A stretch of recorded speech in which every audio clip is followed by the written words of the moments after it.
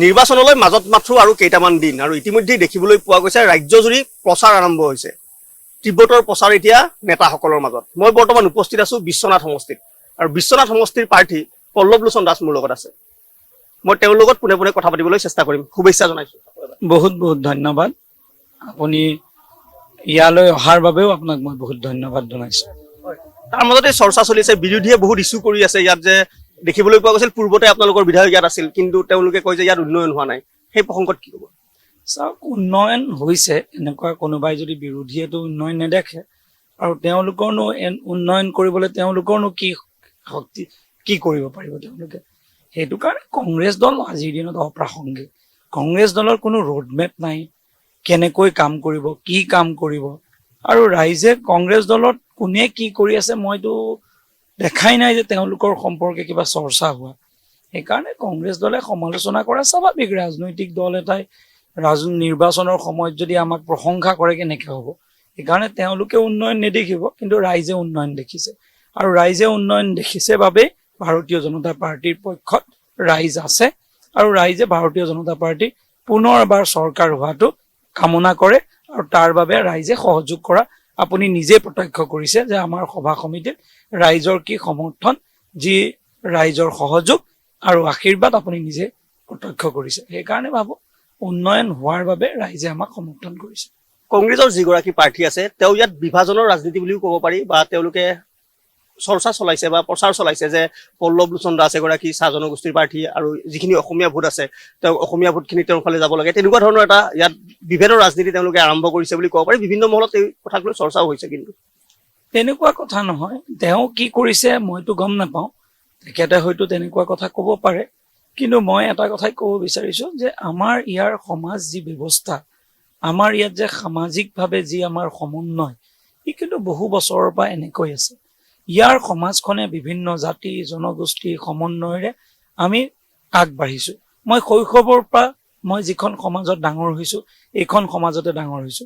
মোৰ বন্ধু বান্ধৱ, মোৰ দেউতাৰ বন্ধু বান্ধৱ বা মোৰ খুৰাৰ লগত সম্বন্ধ থকা ব্যক্তি বা আমাৰ সকলোৱে আমাক এনেকৈ মৰম কৰে, ইমান আন্তৰিকতাৰে কৰে।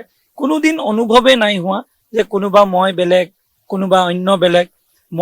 মোৰ বহুত বন্ধু আছে, মই পাকঘৰত যাব পাৰো, নিজে ভাত খুজি খাব পাৰো।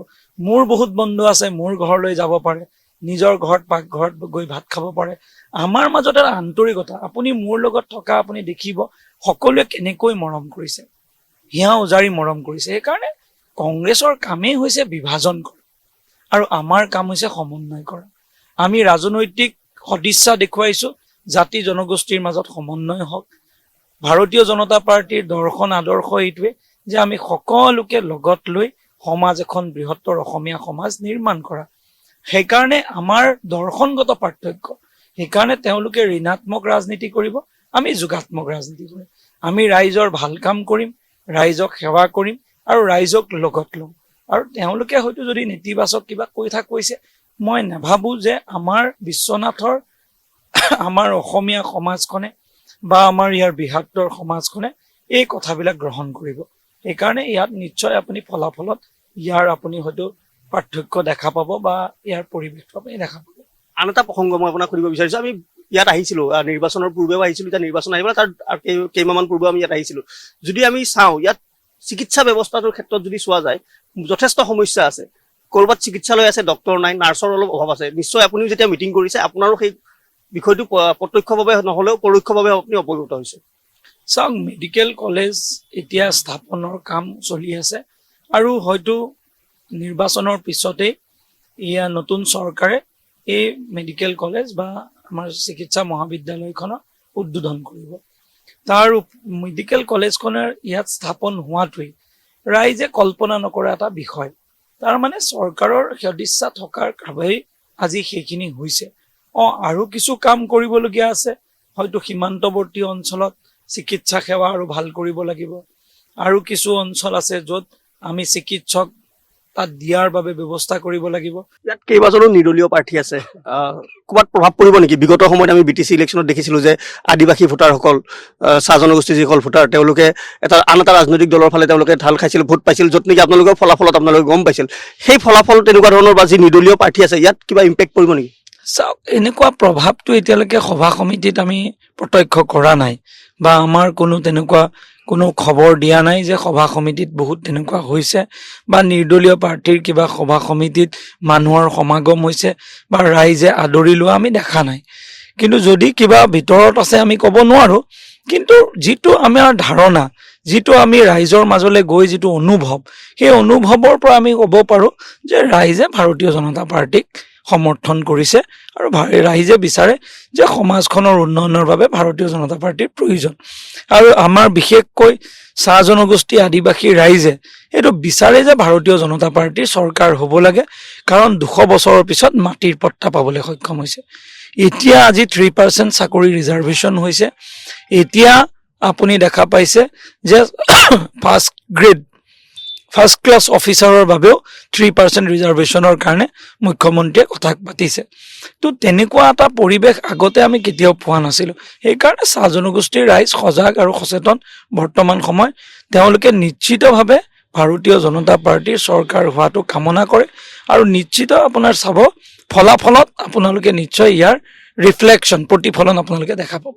সংখ্যালঘু ভোটাৰৰ কথাটো মই সুধিব বিচাৰিছোঁ। বিভিন্ন মহলত চৰ্চা হৈ থাকে, বিজেপিয়েও বিভিন্ন মহলত কয় যে সংখ্যালঘুৰ ভোট বিজেপিক নালাগে। কিন্তু আজি আমি দেখিছোঁ, যি আপোনাৰ সভা সমিতিত দেখিছোঁ যে সংখ্যালঘু যিসকল ভোটাৰ আছে তেওঁ কিন্তু আপোনাৰ ওচৰলৈ আহিছে।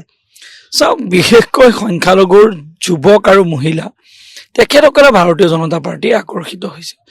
তেওঁলোকে জানে যে সংখ্যালঘু ৰাইজৰ উন্নয়নো ভাৰতীয় জনতা পাৰ্টীয়ে কৰিব। কেইবাবাৰো তেওঁলোকে নিৰ্বাচনত সেয়া দেখা চালে, কংগ্ৰেছক ভোট দি চালে, কিন্তু তেওঁলোকে বুজি পাইছে এতিয়া যে কংগ্ৰেছ দলে তেওঁলোকৰ উন্নয়ন কৰিব নোৱাৰে। একমাত্ৰ ভাৰতীয় জনতা পাৰ্টীয়ে দল যি তেখেতসকলৰ উন্নয়ন কৰিব, কাৰণ তেওঁলোকে উদ্যমিতা আঁচনি, অৰুণোদয় আঁচনি, বাট পথৰ উন্নয়ন, অংগনবাড়ী কেন্দ্ৰ নিৰ্মাণ, বিভিন্ন উন্নয়নমূলক কামত তেওঁলোকক সমভাৱে তেওঁলোকক আগবঢ়াই নিয়া হৈছে। সেইকাৰণে তেওঁলোকৰ মাজতো যিসকল শিক্ষিত, যিসকল নতুন প্ৰজন্মৰ যুৱক যুৱতী, তেওঁলোকেও ভাবে যে বিজেপিয়ে উন্নয়ন তেখেতসকলৰো কৰিব। আৰু মহিলাসকলে নিজে দেখিছে যে তেওঁলোকে গাঁৱৰ পৰা অহা এগৰাকী মহিলা, ঘৰৰ ভিতৰত থকা মহিলা এগৰাকী কিমান আত্মবিশ্বাসী কৰি তুলিছে, কেনেকৈ গোটসমূহৰ গঠনৰ জৰিয়তে আৰু উদ্যমিতা আঁচনিৰ জৰিয়তে কেনেকৈ তেওঁলোকে আত্মসংস্থাপিত হ'ব পাৰিছে। নিশ্চিত এই কথাখিনিয়ে মহিলাসকলৰ মাজত ভাৰতীয় জনতা পাৰ্টীৰ ধাৰণাৰ পৰিৱৰ্তন কৰিছে, যুৱকসকলৰ মাজত ধাৰণাৰ পৰিৱৰ্তন কৰিছে। আৰু সেইবাবে আমি আশা কৰিছোঁ এইবাৰ তেখেতসকলৰ নিশ্চয় সমৰ্থন এইবাৰ পাবলৈ সক্ষম হ'ব। কিন্তু সময়ে ক'ব সমৰ্থন পাম নাপাম, কিন্তু সমৰ্থন যেন দিব এনেকুৱা এটা পৰিৱেশ কিন্তু বৰ্তমান নিৰ্মাণ হৈছে। অন্তিমটো প্ৰশ্ন, যিহেতু বিশ্বনাথ আপোনাৰ জন্মভূমি, আপোনাৰ জন্ম চহৰ, গৃহ সমষ্টি, ইয়াত লৈ আপোনাৰ বহুত সপোন আছে, দায়িত্বও আছে। জয়ী হোৱাৰ পাছত কেনেকুৱা ধৰণৰ এটা সপোন যে যিটো আপুনি আজিলৈকে হোৱা নাই, আপোনাৰ নিজৰ জন্মভূমিক লৈ আপোনাৰ কৰাৰ ইচ্ছা আছে? চাওক, প্ৰথমতে মোৰ সৌভাগ্য বুলি অনুভৱ কৰোঁ যে মই নিজৰ জন্মস্থানক প্ৰতিনিধিত্ব কৰিবৰ বাবে ভাৰতীয় জনতা পাৰ্টীৰ দৰে এটা দলে মোক প্ৰাৰ্থিত্ব প্ৰদান কৰিছে। দ্বিতীয়তে আমাৰ সৌভাগ্য ডক্টৰ হিমন্ত বিশ্ব শৰ্মাৰ দৰে এগৰাকী বিচক্ষণ, দূৰদৰ্শী, বলিষ্ঠ নেতাৰ নেতৃত্বত আমি সকলোৱে কাম কৰাৰ সৌভাগ্য হৈছে। তো সেইবাবে আমি আশা কৰিছোঁ যে বিশ্বনাথৰ ৰাইজৰ সমস্যা, আবেগ, অনুভূতি আৰু এই অঞ্চলৰ উন্নয়নৰ বাবে আমি কাম কৰিম। আৰু কেনেকৈ কামখিনি কৰিম, কাৰণ ইয়াত বহুত বিদ্যুৎ সমাজ, বিভিন্ন সামাজিক অনুষ্ঠান, ধৰ্মীয় আধ্যাত্মিক অনুষ্ঠান আছে। সকলোৱে মোক এটা কথা কৈছে যে নিৰ্বাচনত জয়ী হোৱাৰ পিছত তুমি আমাৰ লগত বহি আলাপ আলোচনা কৰিবা, আমি সকলোৱে মিলি উন্নয়নক আমি আগবঢ়াম। তো তেওঁলোকে নিৰ্বাচনত জয়ী হোৱাৰ আগতেই তেওঁলোকে মোক উন্নয়নৰ লগত তেওঁলোক জড়িত হ'ব, তেওঁলোকে সহযোগ কৰিব, এই কথা মোক কোৱাটো মোৰ বাবে কিমান আনন্দৰ বিষয়। সেইবাবে ইয়াত বিশ্বনাথ ঘাটক কেনেকৈ আগবঢ়াই লৈ যাম, সীমান্তৱৰ্তী অঞ্চলৰ কেনেকৈ আন্তঃগাঁথনি বা তেওঁলোকক যাৱতীয় সহযোগ আমি প্ৰদান কৰিম, ঠিক ধৰণে নতুন প্ৰজন্মৰ যুৱক যুৱতীসকলৰ সংস্থাপনৰ বাবে আমি কি কি কাম কৰিম। ক্ষুদ্ৰ চাহ খেতিয়কসকলে ব্যৱসায় কৰি আছে, ক্ষুদ্ৰ চাহ খেতিয়কসকলৰ আমি উন্নয়নৰ বাবে আমি কাম কৰিব লাগিব। তো তেনেকৈ ডাঙৰ চাহ শ্ৰমিকসকলৰ বাবে কাম কৰিব লাগিব, অন্যান্য জাতি জনগোষ্ঠীৰ বাবে আমি কাম কৰিব লাগিব।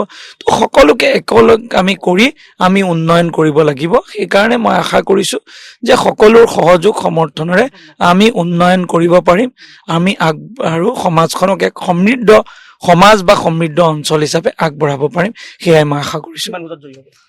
চাওক, এইটোতো ৰাইজে সিদ্ধান্ত ল'ব, কিন্তু সেইটো এতিয়া কোৱাটো সমীচীন নহয়। কিন্তু ৰাইজৰ মৰম দেখি মই নিজে অভিভূত। মই কল্পনা কৰা নাছিলোঁ এনেকুৱা এটা পৰিৱেশ পাম বুলি।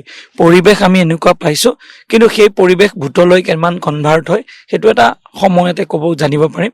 কিন্তু জনসমৰ্থন আৰু মৰমৰ তাক মানে কোনো শব্দৰে প্ৰকাশ কৰিব নোৱাৰি, এনেকুৱা এটা পৰিৱেশ পাবলৈ সক্ষম হৈছোঁ।